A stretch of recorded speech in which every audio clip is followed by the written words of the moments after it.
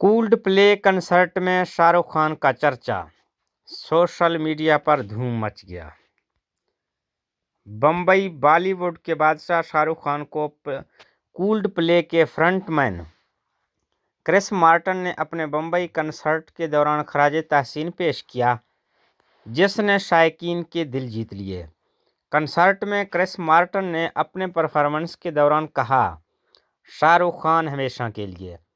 Marton के इन अल्फाज पर स्टेडियम शायकीन के शोर से गूंज उठा और ये लम्हा सोशल मीडिया पर तेजी से वायरल हो रहा है। शाहरुख खान ने इस दिल छू लेने वाले लम्हे पर रद्द अमल देते हुए सोशल मीडिया पर क्रिस मार्टन का शुक्रिया अदा किया। कहा, मेरे भाई क्रिस मार्टन, आपने मुझे खास महसूस करवाया, जैसे आपके गाने इंडिया आपसे मोहब्बत करता है। शाहरुख खान के इस पोस्ट को सिर्फ 1 घंटे में 3 मिलियन व्यूज़ मिले।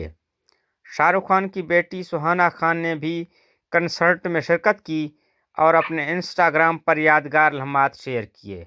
उन्होंने अपने वालिद के लिए इस खराजे तहसीन पर खुशी का इजहार किया।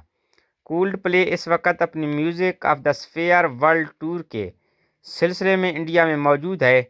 बम्बई के बाद वो 25 और 26 जनवरी को अहमदाबाद में परफॉर्म करेंगे।